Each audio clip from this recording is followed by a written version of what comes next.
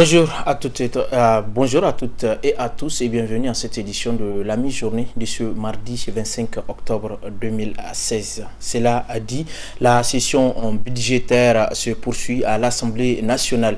Hier, les députés ont procédé à l'examen et adoption de plusieurs projets de loi, dont celui de l'accord de la COP 21 et du changement et du Millennium Challenge MCC. Omar Bra Suleiman nous en dit plus. Projet de loi portant prorogation de l'état d'urgence de la région de Difa. Celui portant ratification de l'accord de Paris sur le changement climatique signé le 22 avril 2016 à Paris par le Niger. Les projets de loi autorisant la ratification de l'accord de services et de mandats entre la République du Niger et la Banque islamique de développement pour la construction d'une ligne de transport électrique entre les barrages de Kandaji et Niamey. Un autre relatif au financement du projet d'appui à l'agriculture sensible aux risques climatiques entre la République du Niger et l'Association internationale pour le développement, combiné à celui du financement additionnel du projet d'eau potable et assainissement en milieu urbain. Et le dernier autorisant la ratification de l'accord compact au Millennium Challenge Corporation et de l'accord de sa mise en œuvre. Tels sont les 7 projets de loi adoptés par la plénière de ce 24 octobre 2016 à la grande satisfaction du commissaire du gouvernement. Honorable député, c'est un honneur pour moi de me retrouver ce matin devant vous pour l'adoption de 6 textes de loi tout aussi importants les uns que les autres. Pour certains, je pense qu'on peut parler d'actes historiques comme la COP 21 et comme l'accord sur la MCC, parce que c'est l'accord de coopération le plus important qui ait existé dans l'histoire du Niger avec un autre pays dans le monde. Monsieur le Président, honorables députés, pendant la période de l'intercession parlementaire, le gouvernement a été sur un vaste chantier de négociations d'accords, de conventions et de traités avec des pays et d'autres institutions partenaires. Conformément à la loi 2016-30 du 29 juin 2016, habilitant le gouvernement à prendre des ordonnances, plusieurs accords de prêt et ou de dons, des conventions portant engagements internationaux et protocoles ont été signés par notre pays et dont les procédures de ratification ont été engagées dans le délai fixé par la Constitution. Tous ces projets de loi ont comme seul objectif d'apporter un appui à la vie des Nigériens, particulièrement du monde rural. L'objectif principal de ce programme est de réduire la pauvreté par la croissance économique à travers le renforcement de bonnes pratiques de gouvernance, la liberté économique et les investissements. En outre, ce programme vise à augmenter les revenus d'origine rurale en améliorant l'utilisation productive et durable des ressources naturelles pour la production agricole et en améliorant l'accès des produits agricoles aux divers secteurs et marchés existants.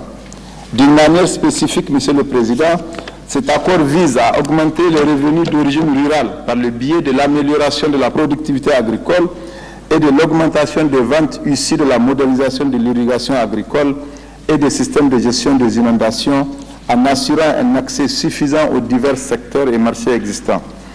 Augmenter les revenus des familles dépendant de l'agriculture et de l'élevage à petite échelle dans les communes éligibles et sur les axes d'élevage de bétail dans les régions rurales du Niger, en améliorant la productivité des exploitations agricoles et d'élevage et en favorisant le développement durable des ressources naturelles essentielles à la production, enfin en soutenant la croissance des entreprises agricoles et en augmentant les ventes de marchandises ciblées sur les marchés concernés. Notons que les travaux en commission vont se poursuivre demain mardi et la plénière reprendra le samedi avec comme ordre du jour l'interpellation du ministre de l'Intérieur relative au déguerpissement et de son homologue de l'industrie sur la construction de la cimenterie de Malbaza.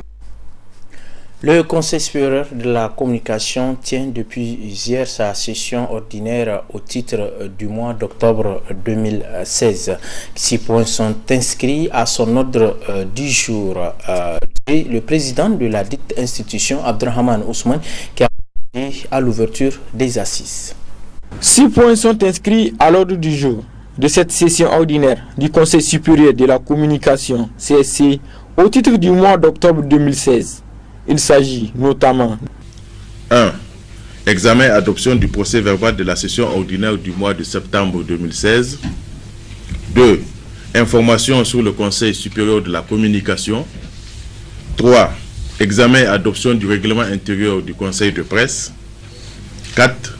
Modalité de la tenue de l'audience publique pour le retrait des fréquences radioélectriques en cessation d'exploitation. 5. Examen et adoption des rapports d'activité des directions centrales du Conseil supérieur de la communication et 6 questions diverses. Occasion pour le président du CSC de s'appesantir sur le 4e point qui est relatif à la question des modalités de la tenue de l'audience publique pour le retrait des fréquences en cessation d'exploitation. Parmi ces points inscrits à l'ordre du jour, un doit particulièrement retenir notre attention. Il s'agit des modalités de la tenue de l'audience publique pour le retrait des fréquences en cessation d'exploitation. Nous devons nous appesantir sur ce point, parce que c'est la première fois dans l'histoire de la régulation des médias au Niger qu'une telle audience de retrait des fréquences doit avoir lieu.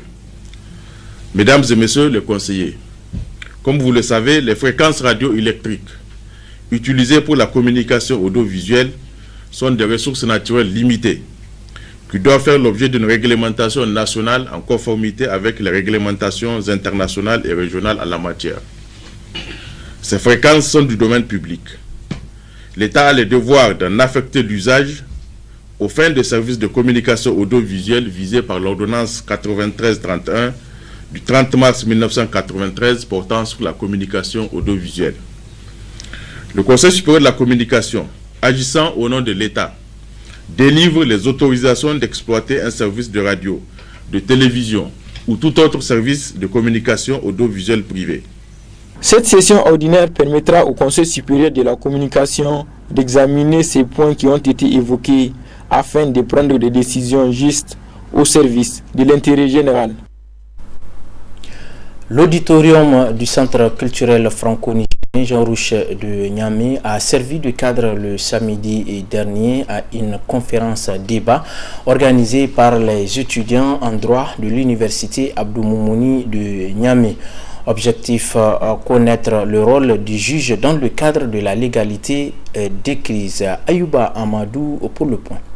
Le juge et la légalité de crise, tel est le thème de conférence débat organisé par le club des étudiants en droit de l'université de Niamey-Sedoun le samedi 22 octobre 2016 au CCFN.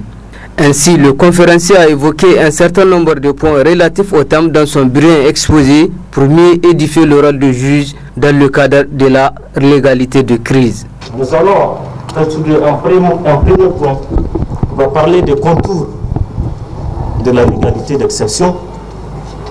Un deuxième point, on va parler de conditions d'application de la légalité d'exception. Troisième point, on va parler du contenu et des incidences de la légalité d'exception. Et en dernier point, on va parler de limites de la légalité d'exception pour parler ici du contrôle du juge.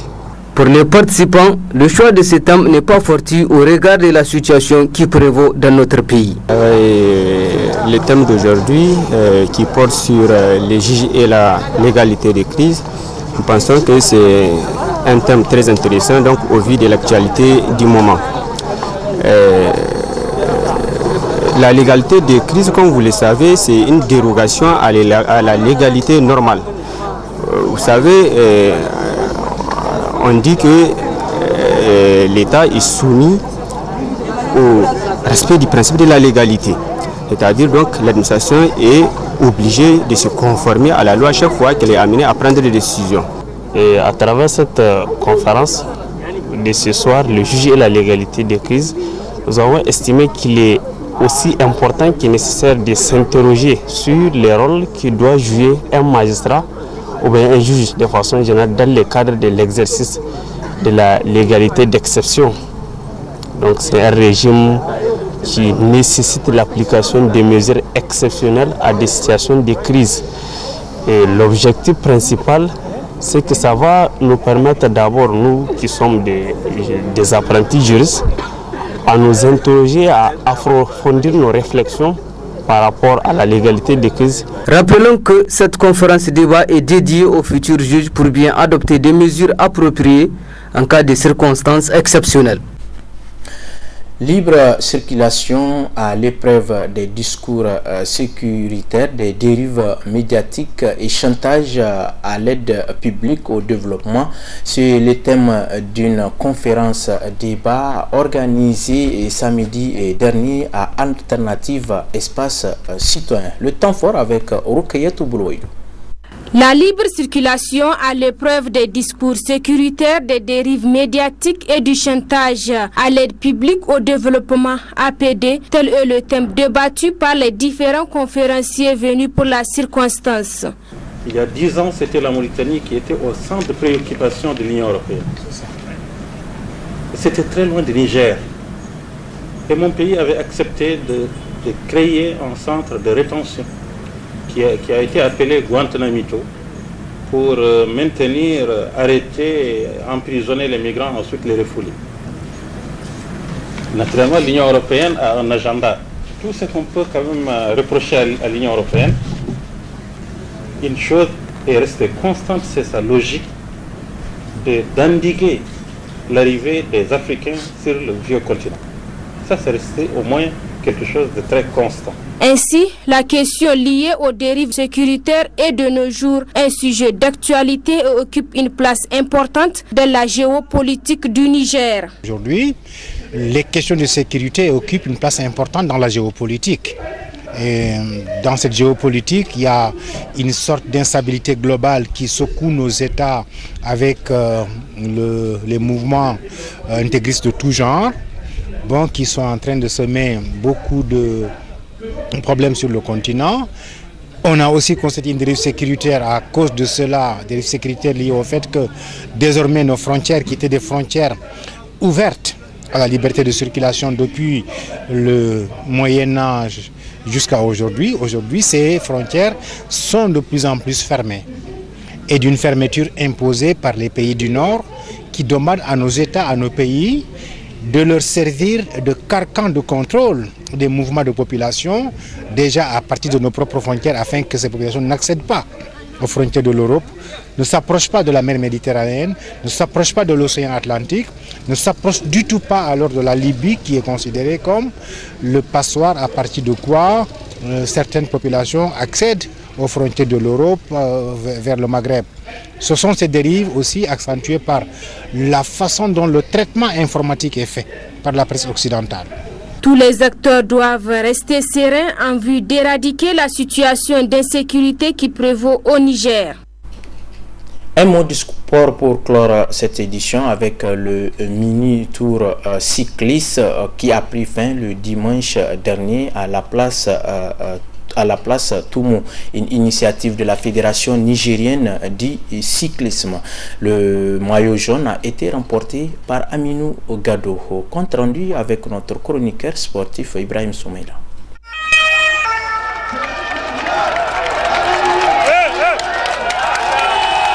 Lancé le samedi 18 octobre passé, le tour cycliste du Niger, Niamey-Tawa, Tawa-Niamey, soit 1106 km, a pris fin dimanche matin à la place Toumo. Et c'est Aminou Gado qui a franchi le premier la ligne d'arrivée en 30 heures 41 minutes 32 secondes. Il a également gagné 6 étapes sur les 8. Jeunes, 18 ans, son rêve, participer à des tours organisés dans la sous-région. Alhamdulillah babu ni gashiya babu komi kwa kuma mun zo mun samu an tarbe mu sosai wallahi hannu bibiyu mun shi dadi wallahi sosai daga wannan etape dai kwa ya ba mu wahala paski iska adda kwa wallahi mun sha wahala sosai ka mu zo nan ga vraiment amma alhamdulillah insha Allah wannan lokaci suka kire mu muna zawa insha Allah. Le tout nouveau ministre de la Jeunesse et des Sports, qui est à sa première participation à un événement sportif depuis sa prise de fonction, félicite le courage des 23 cyclistes dont la moyenne d'âge est de 20 ans. À l'endroit de tous ces jeunes qui, de Niamey à Tawa et de Tawa à Niamey, c'est qu'il faut noter de très important. C'est que tous ces 23 cyclistes, personne n'a renoncé, personne n'a abandonné. Je pense qu'ils ont tous gagné. C'est toute la jeunesse nigérienne qui a gagné. Pour le président de la Fédération nigérienne de cyclisme, c'est une satisfaction. Poursuivre ce que déjà son prédécesseur a fait, essayer d'accompagner les fédérations et essayer de trouver les financements nécessaires pour, comment on appelle, pour les fédérations. Nous sommes plus d'une quarantaine de fédérations. La nouvelle équipe dirigeante de la Fédération nigérienne de cyclisme entend continuer à pédaler jusqu'à ce que la petite reine retrouve ses lettres de noblesse. Voilà, messieurs, dames, c'est tout pour cette édition. Merci de l'avoir suivi. On se retrouve à 20h45 pour d'autres nouvelles informations. Mais le programme se poursuit sur la citoyenne. Au revoir.